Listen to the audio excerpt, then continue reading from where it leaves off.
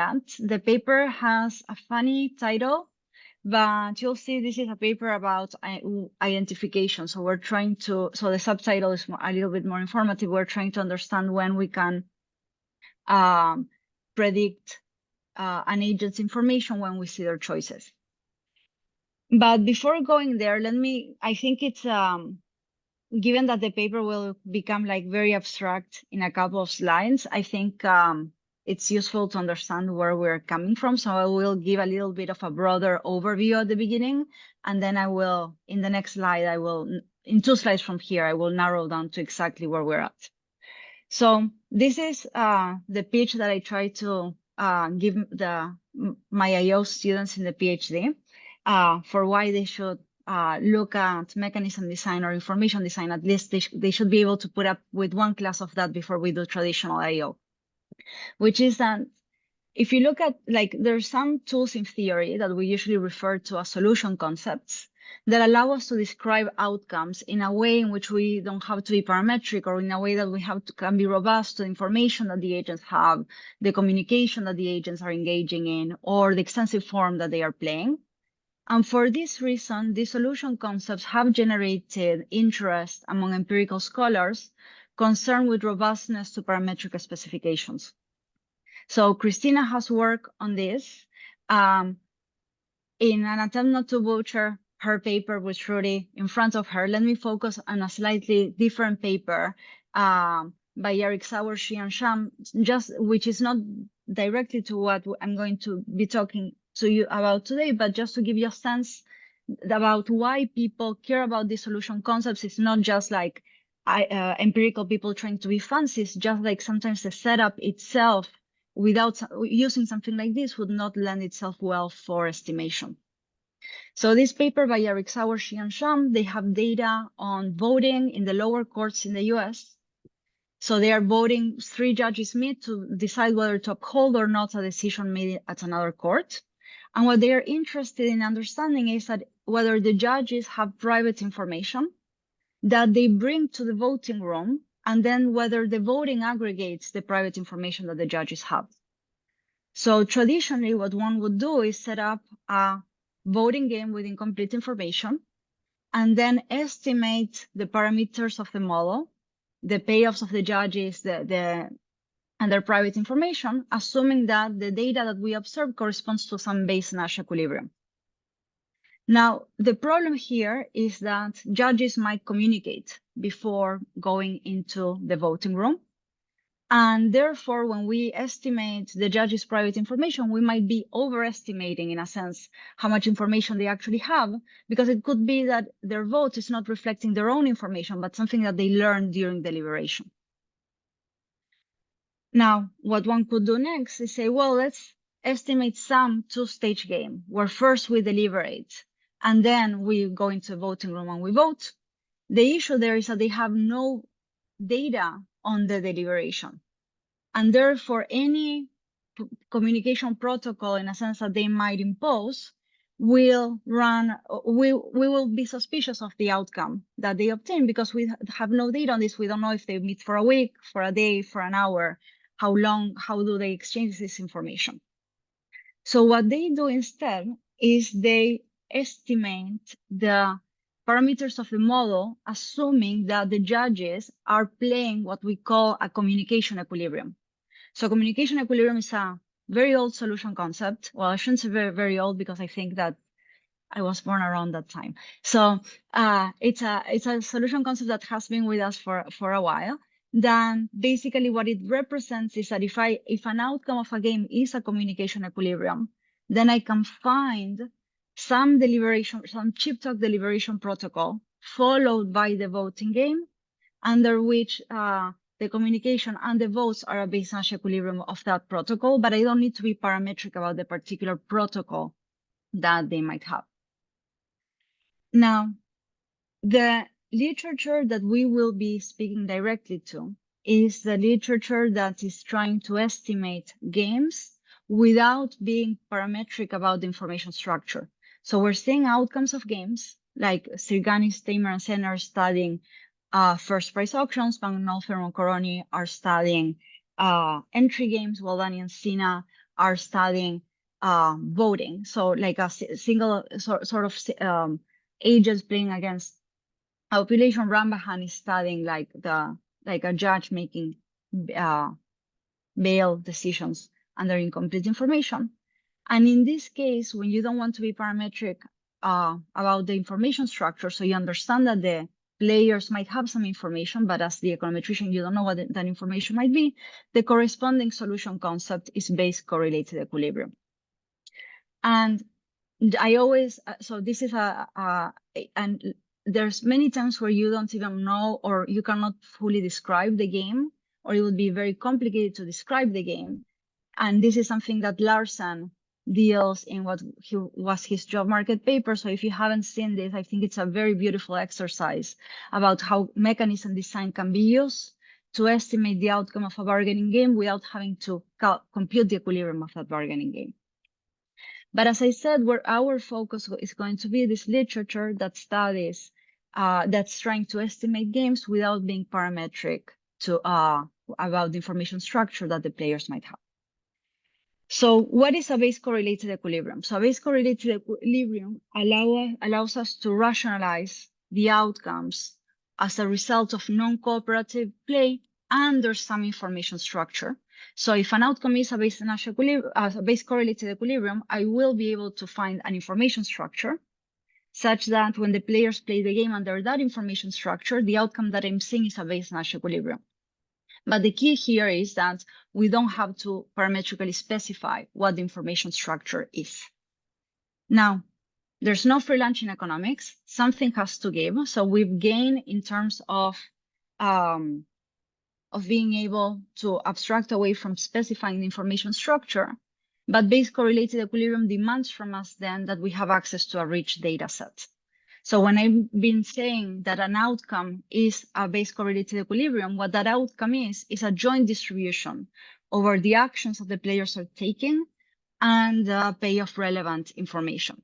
So to be very concrete, if we were looking at an auction like the Srigani, Stammer, and Siani paper, what base correlated equilibrium needs us to observe is not only the distribution of bids, but for each value of profiles that the bidders might have, we need to know the distribution of bids conditioned on that value profile.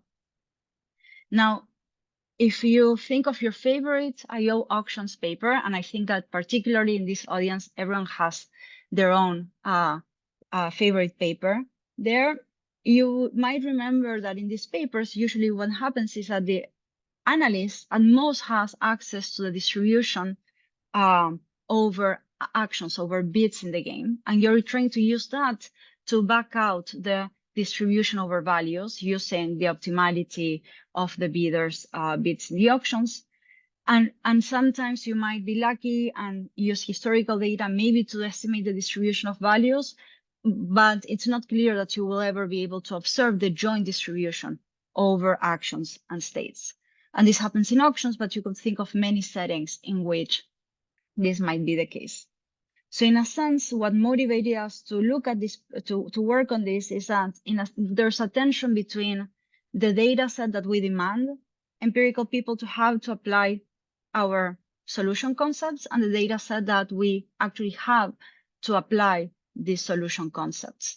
So the end goal of this agenda is to try to have a solution concept in the case of base correlated equilibrium that is actually expressed directly in terms of the data that an analyst might have access to. So we would like to describe, given a primitive payoff structure, which are the marginal distributions over actions and states that can be rationalized as the outcome of non-cooperative play under some information structure. All right, so that was too long-winded. What are we going to do today? So we're going to start this research by looking at the case of a single agent. And in that setting, people don't talk, at least in theory, people don't refer to this as information design. They refer to the single agent case as Bayesian persuasion. So that's part of the title of the paper. This single agent case has been the focus of, in theory at least, of a prolific literature that studies state-dependent stochastic choice motivated by costly information acquisition. But as I mentioned, Cristina and Shruti have looked at this in the context of voting, where you can think of someone casting a vote as part of a population. And Rambahan has looked at this in the case of, or his leading application is a judge making bail decisions. So in this literature, we're thinking about single agent decision problem under uncertainty. So in the case of the judge, we are, this literature, the theory literature typically assumes that you see not only how frequently the judge grants bail or not, but how frequently the judge grants bail conditional on the defendant being guilty or innocent. And there's already a discussion in this literature that this kind of state-dependent stochastic choice data is hard to obtain outside the lab. So what we're going to do is we're going to take the perspective of an analyst that observes two marginals, a prior over the states and a distribution over actions. And we're going to ask ourselves, when are these two marginals consistent with information? So when can the analyst find an information structure such that you can rationalize the distribution of choices as if the agent will observe realizations of that information structure and optimally take choices conditional on the information that they have observed. So more formally, we're going to be looking at a finite single agent decision problem under uncertainty. There's going to be a finite set of states, a finite set of actions, a utility function that depends on the action that the decision maker takes and the states of the world. There's a prior over the states and a distribution over actions. And we're going to be asking, when can we rationalize the marginal with the agent obtaining some information about the state of the world prior to choosing their action?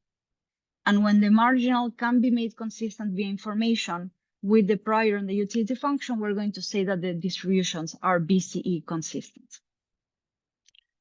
So what does the paper do? I'm going to focus, the presentation is only going to be about point one.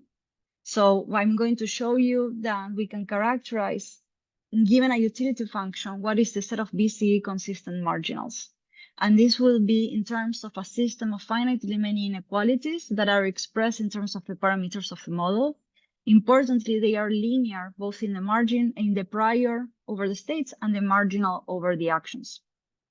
Now, given that I started with such an applied motivation, you might be wondering, when is the analyst going to observe the prior or of the agent or the utility function?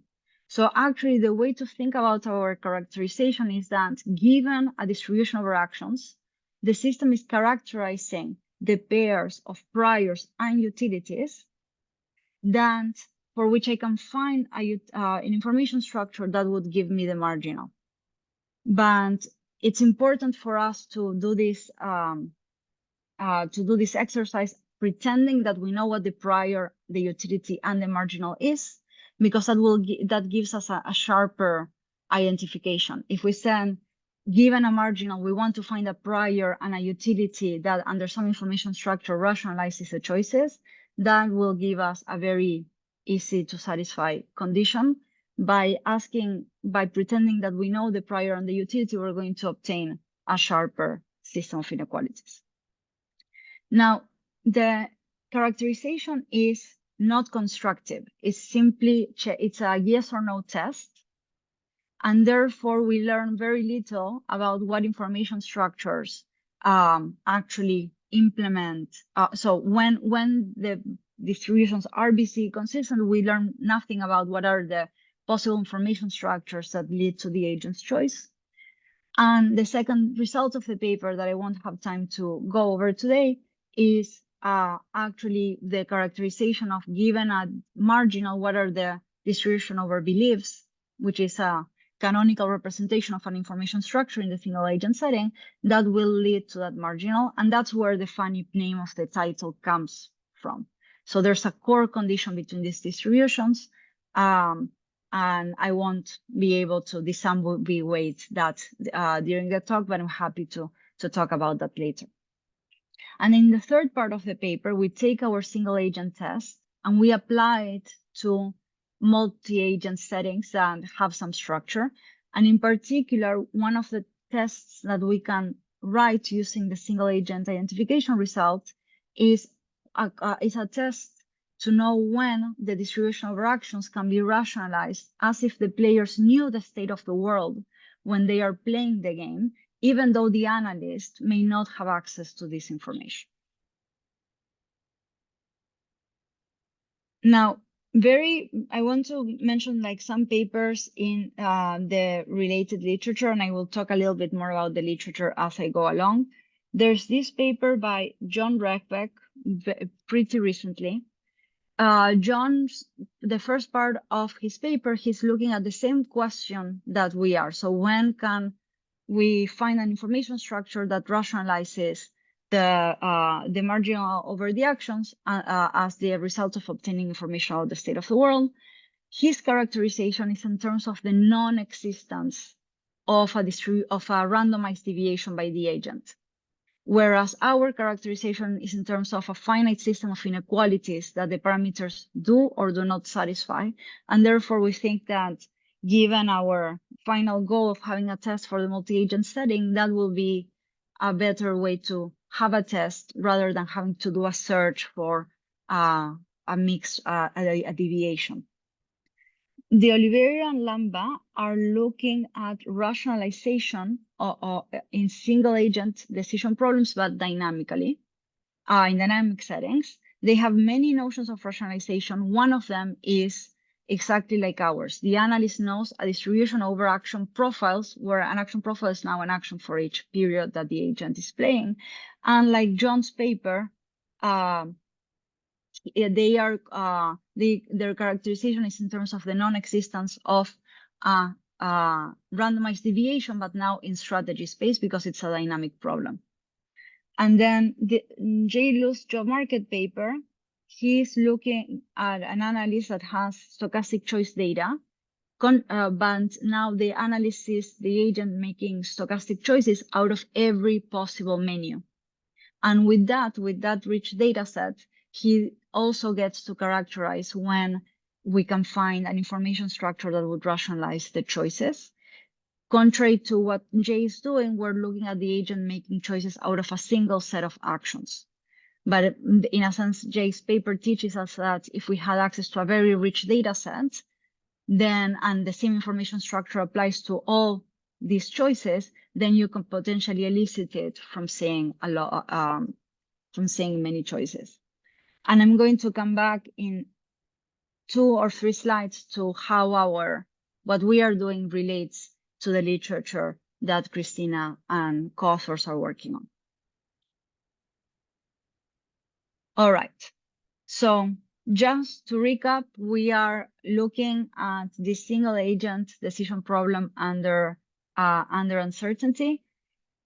We're going to get a characterization in terms of a finite system of inequalities because we are assuming that the world is finite. So we have a finite set of states, a finite set of actions, and you will see, well, maybe I won't be able to tell you exactly where the finiteness is kicking in to obtain the finite system of inequalities, but it's going to be important that we have this finiteness to obtain a finite test. So we need to define what does it mean that a marginal is consistent with information. So you can apply a result like the revelation principle or along the lines of the revelation principle to say that if I can rationalize the marginal as a result of the agent observing information about the state of the world prior to taking their action, then I should be able to find a joint distribution over actions and states that satisfies that when I marginalize this joint distribution over the states and the actions, I obtain the prior and the marginal. And this joint distribution also satisfies that whenever the agent under this joint distribution is taking action A, but I don't tell the agent any more information about the state of the world, except that they are taking action A, then this condition says that action A is that action A is optimal. So these people in mechanism design call this condition obedience. If you come from the stochastic choice literature, this is called non-improving action switches. So for us, this will be, sorry. Oh, how do I move this? I should be able to move this somewhere. So for us, the existence of this joint will be the definition of the prior and the marginal being BCE consistent. Because if this joint exists, you can use standard arguments to describe an information structure that implements the distribution over actions. Now that I have this system laid out, I think it's easier for me to explain what the connection to them, or what we think we can bring to the table to the empirical literature that is studying how to use information design for estimation.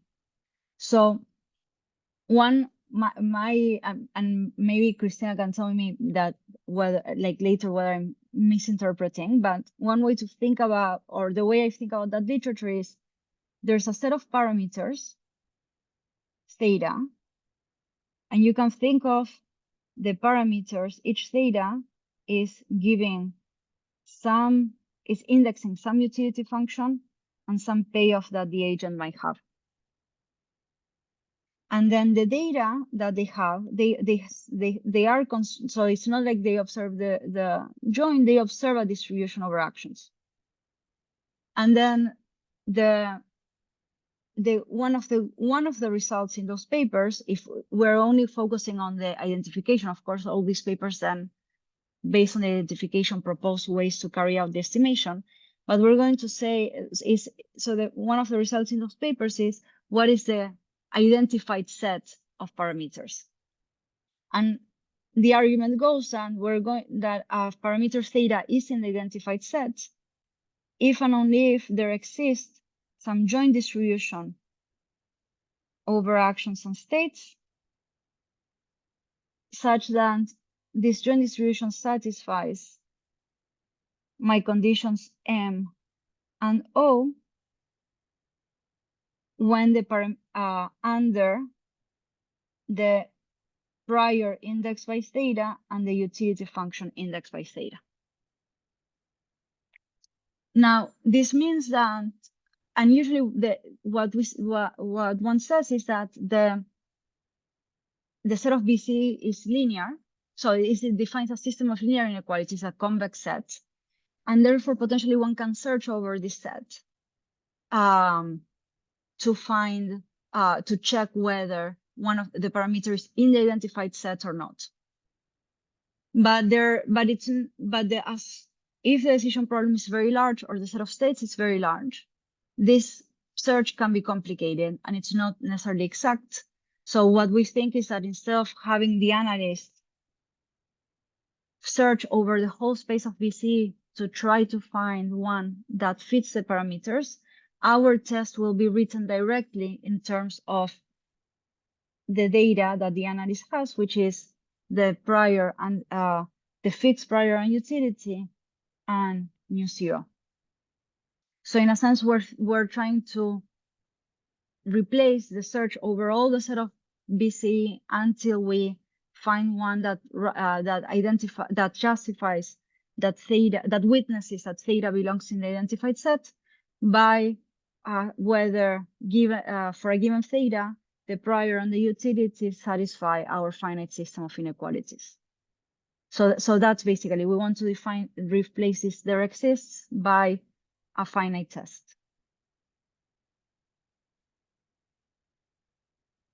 All right, so how are we going to tackle this problem? So we are going to think about the distribution of this joint distribution that we need to find. We're going to think about it in two stages. So we're going to think that first we're going to draw the action that the agent is taking, and then condition on the action that the agent is taking, we're going to draw the state of the world. And the nice thing about thinking about the system in this way is that if the marginal is rationalizable, we know what the first what this first distribution has to be. It has to be the marginal. And then what this is a distribution over states of the world, given that the agent is taking action A. We're going to call that a belief.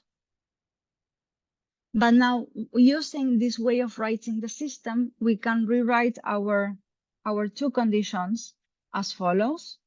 So basically, instead of finding a joint, we're looking for a belief system, one for each action that the agent is taking, that satisfies two kinds of constraints. The first one just says that for a given omega, if I take my belief system and I average these beliefs using the frequency that of actions that the agent is taking, I should get back the prior. If you've seen a Bayesian persuasion paper, this is like the base plausibility constraint. This just says that beliefs under information, they go back. This is a martingale property of beliefs. Under information, on average, your beliefs go back to the prior. But it already tells us that the distribution over actions is playing the role of the distribution of beliefs. So the frequency with which the agent takes actions is the frequency with which the agent has a belief mu given A. And the second condition is basically telling us where these beliefs live. So they're telling us that whenever the agent is taking action A, that belief makes action A optimal. And I'm going to denote the set of beliefs that make action A optimal, delta star U of A. So basically what this condition says is that for each A, the element in the belief system mu given A lives in this set. Now, you might think that this is a little bit of notation overload, given that the utility function is fixed through the presentation, but when we get to the characterization, it will look like the utility function sometimes disappears from the conditions, but it's always hidden in that set. So that's why I'm being very explicit about that. Okay, so I have 15 minutes. So I'm going to jump straight to, if this button works. No, this button doesn't work. I was going to do an example, but perhaps it's easier to talk a little bit about the characterization, and then I'll give the mic to Cristina. So the way I'm going to show you how the test works is I'm going to assume that I have a belief system that satisfies the inequalities and or these conditions, and then I'm going to derive from this necessary conditions for necessary conditions on the parameters that are implied by the existence of this belief system. And this is the conditions are chosen strategically so that these are the conditions that deliver the test. But it's easier to think about where they're coming from the necessity side of the equation. So we know that if we have a belief system, then for each state, we're going to have this martingale property of beliefs.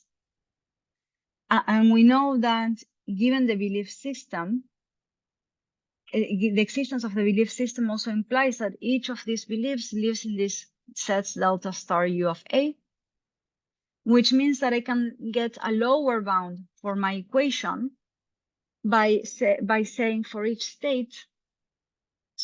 action that the agent is taking, I'm going to minimize the probability of that state while retaining the optimality of the action. And now, if I eliminate the middle part, I have a constraint that is only expressed in terms of the prior, the marginal, the utility function. So the belief system is gone. So basically what this is saying is that if an information structure exists that rationalizes the agent's choices, then this inequality has to be satisfied. So I think let's think about what would happen if we didn't have this inequality. So what I'm doing here is I'm fixing a state of the world, And I'm trying to, given that the agent has to take action A, so they have to find action A being optimal, trying to minimize the probability that they assign to that state.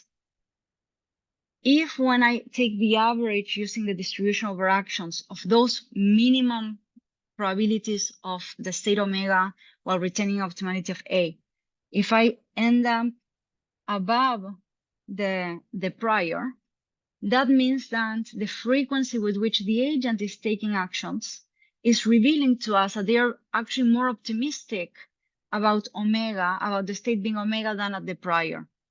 So they have to be taking some action with sufficiently high probability, or an action that needs that omega occurs with sufficiently high probability, that in order to find an information structure, I wouldn't be able to average out the agent's beliefs back to the prior. So in a sense, what we're checking with this condition is that we have enough budget to spread the beliefs in a way that we're going to be able to do so in a sense that's consistent with the martingale property of beliefs. Does this make sense? All right. So this is the part where if people just want to jump in, it's I'm trying to go as low as possible and not worry about like showing all the slides, precisely because I think that it's important that we're all with this. Okay. So if you trust me with that, then you'll trust me that that if I, instead of minimizing the probability of state omega conditional on action A being optimal, I would maximize it, I should land above the prior. So in a sense, we're sandwiching the prior between these two. The prior has to lie, in a sense, between in this interval defined by these inequalities.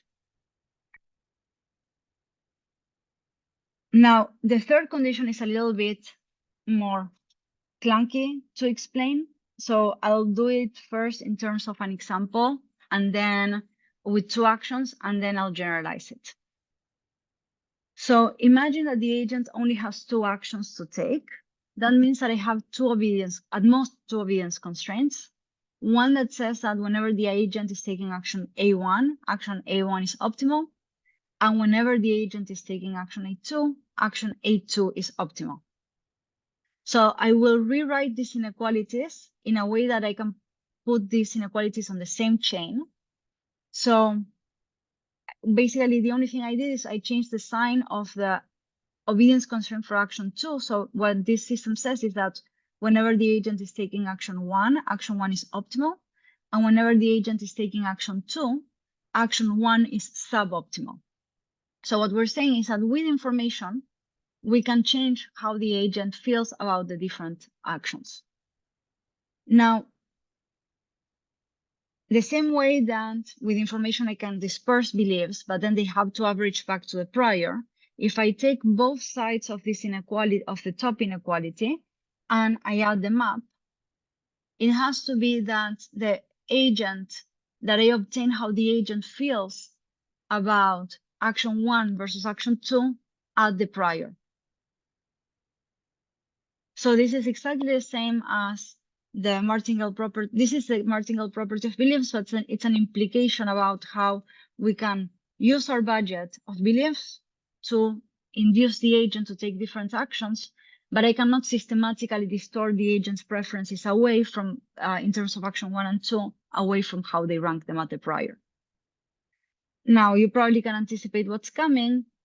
I don't know what the belief system is, but I know where each of those beliefs live, and I can choose a belief that makes action A1 optimal, but now maximizes the payoff difference between action 1 and 2.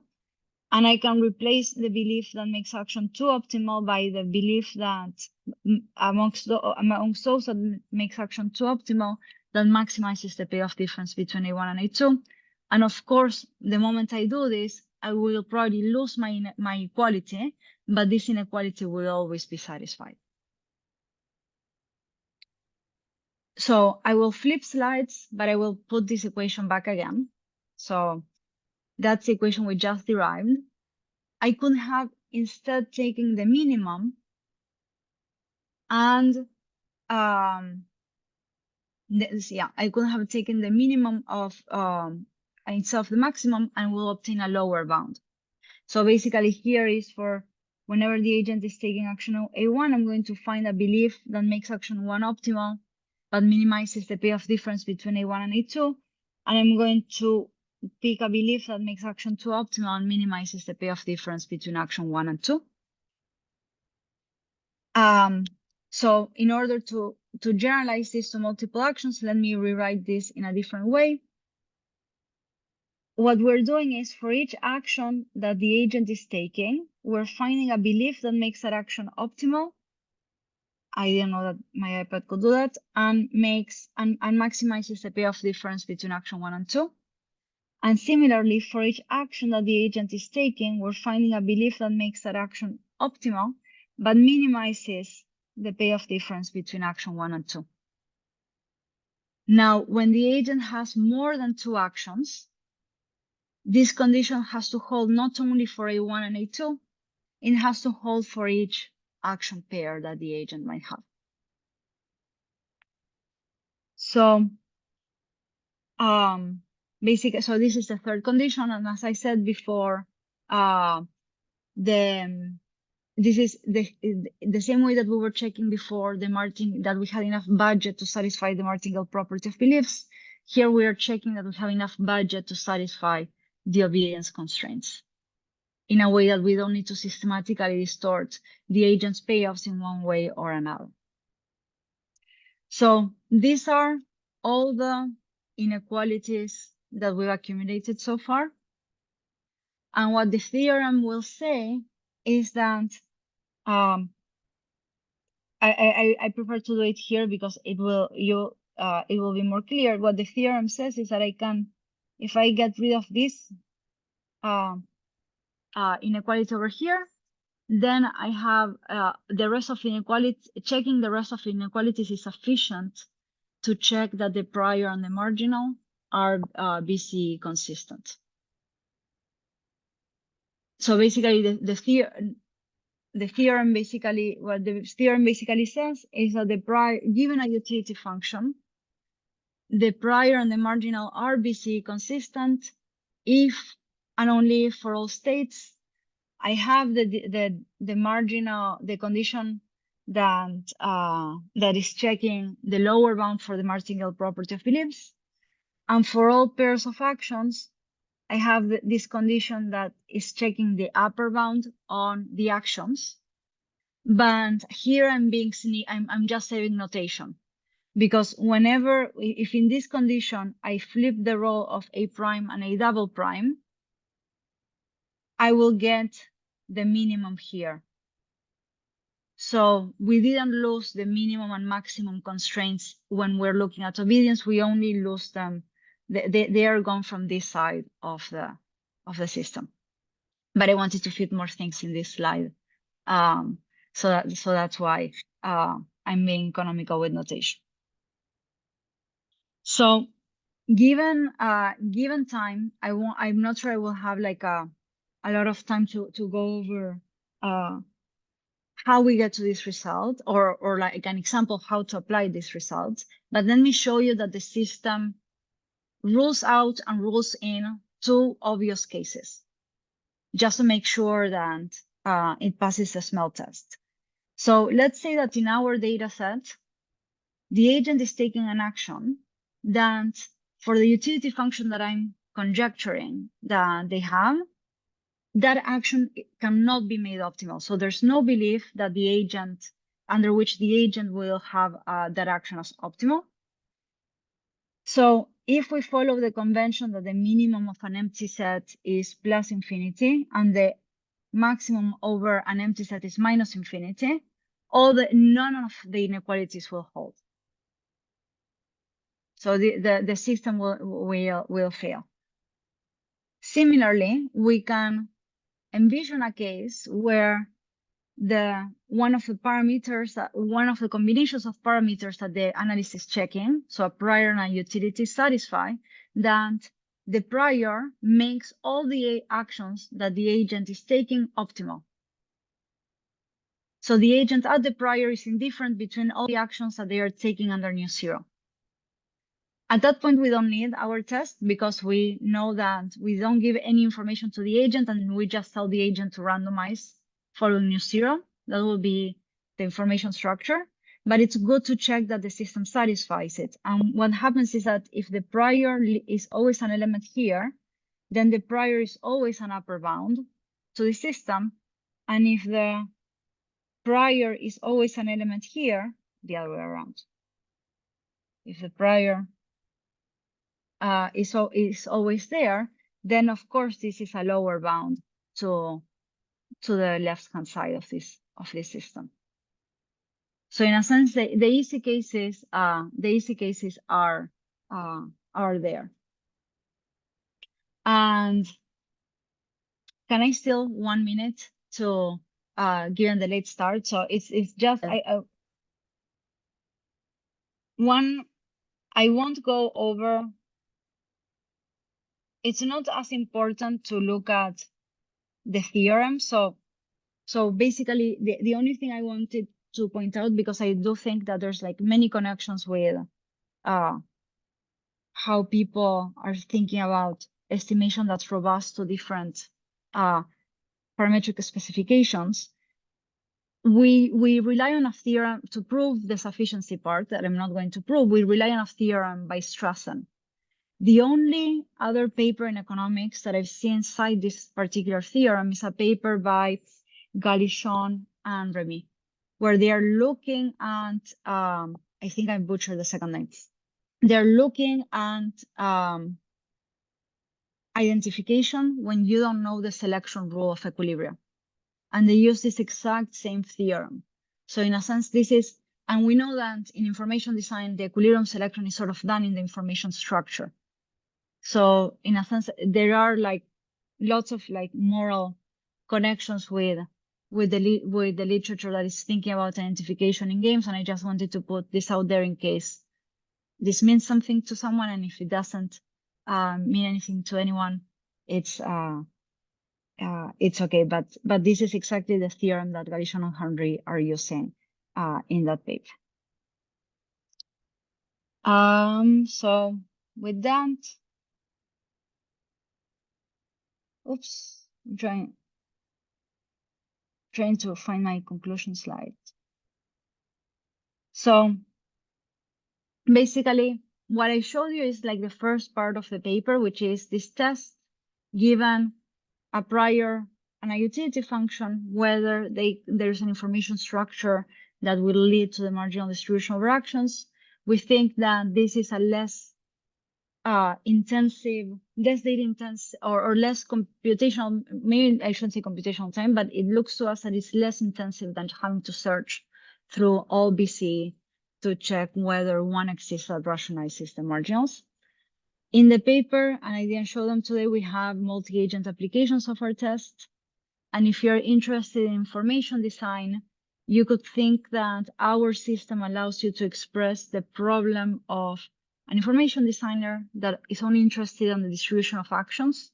So a designer that only cares about the actions that the agent will take and not just the distribution of actions, it solely expressed in terms of what matters for his objective function instead of this joint. And we are still making progress in the multi-agent case, but if you have thoughts or comments on that, that will be very, very helpful. And with that, I'll say thank you for your attention, and I'm looking forward to Cristina's discussion. Great, thank you very much, Laura. Thank you. Excellent. So Cristina, please, if you would like to share your slide. You have 5 minutes, yeah. Absolutely. Can you see my slides? Okay, so thank you so much for the opportunity to read and discuss this very interesting paper. So I'm going to focus my 5 minutes discussion on one of the many key findings of this paper, which I think could be very useful for empirical work, which is Theorem 1 that Laura has discussed. So let me start with a quick recap of the current state of the empirical literature on the topic. So there is a recent trend of the empirical and econometric literature which aims to estimate the primitives of a single agent decision problem or a multiplayer game while trying to ensure robustness of the estimates with respect to the information structures of the agents, because these information structures are typically unobserved by the researcher. And this literature essentially, as Laura was explaining, parameterizes the payoff function and the prior of the agents by a finite dimensional vector of parameters and aims to estimate the so-called identified set. Okay, so let me call the identified set by capital gamma star. This is the collection of gamma such that the empirical distribution of actions belongs to the set of action distributions which are implied by Bayes-Nash equilibrium under gamma and for some information structure. So if you think about practically constructing the identified set based on this definition, you see that we encounter a problem because this definition essentially requires us to explore the potentially very large class of all possible information structures. And so in this sense, Theorem 1 in Bergman and Morris 2016, among other important results in the literature, helps us a lot because it allows us to rewrite the identified set in an equivalent but more tractable way. Because this theorem essentially tells us that the identified set can be written as a collection of parameter values gamma such that the empirical distribution of actions belongs to the set of action distributions which are implied by Bayes correlated equilibrium given gamma. And so this means that, as Laura explained, checking if a parameter value gamma belongs to identified set is equivalent to checking if there exists a joint distribution over actions and states such that a bunch of constraints are satisfied. Okay, so the first two are essentially definition of Bayes correlated equilibrium. We want pi to be a probability distribution, that's the third line, and we want pi to match with the data when we integrate over the states, which are not observed usually. So for a fixed gamma, okay, this is a finite dimensional linear program. And here I have reported the number of unknowns. So we have number of actions times number of states unknown and the number of constraints. Okay, so for a given gamma, we have one linear program to solve. And note that we have to solve this for every possible gamma. Okay, so usually these constraints are non-linear in gamma. So what practitioners do is a sort of brute force approach. We create a grid of gamma values, and then for each point in the grid, we solve this linear program. Okay, so this is a computationally very burdensome step, but I mean, I will not talk about this.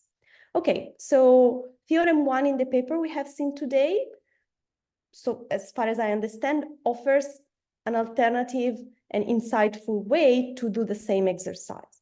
Okay, so based on Theorem 1, gamma belongs to the identified set if and only if these two lines of constraints are satisfied. And inside these two lines, we have this function which I have called mu star and f star, which are the solutions of two optimization problems. Okay, so let's quickly look into these functions. So mu star is the minimum value of this problem that I have rewritten here. Laura has already explained this. So again, this is a finite dimensional linear program with a number of states as the number of unknowns and this number of constraints. As far as I understand, we have to solve this for every possible action and states. So we have number of actions times number of states linear programs to solve. And as before, as when using Bergman and Morris, we have to do this for every gamma. Okay, and similar considerations when we look at the f star function. So to sum up, I think that this theorem offers very insightful reformulation of this identification problem.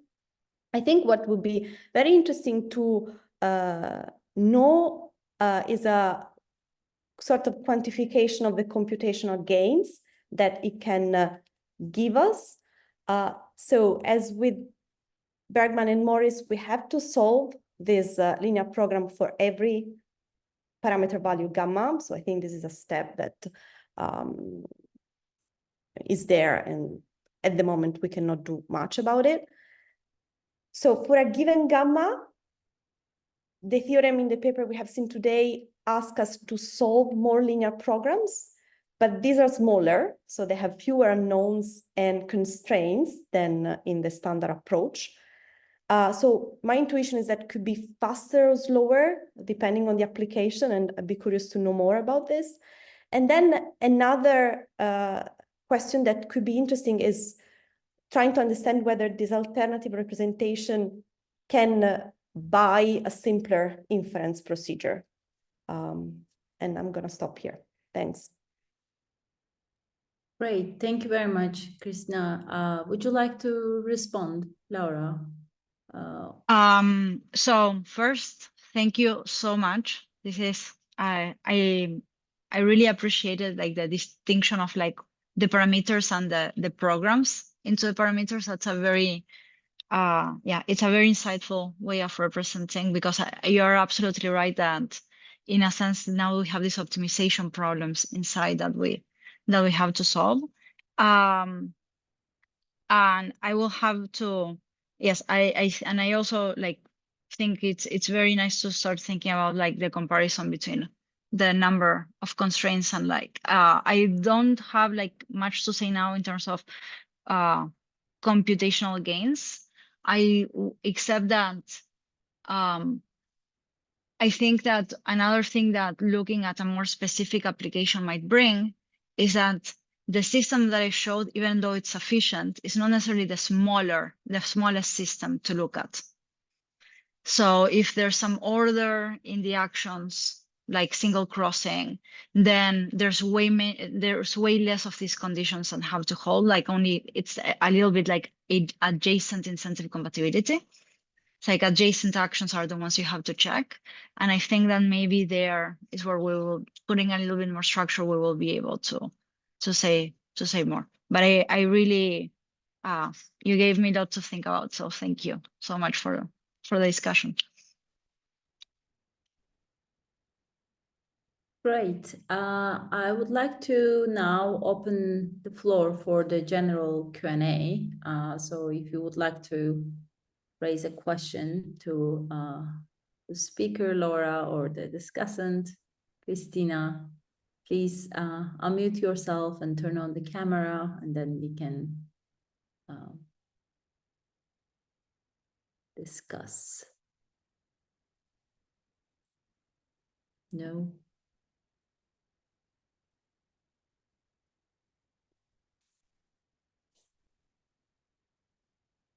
No questions here.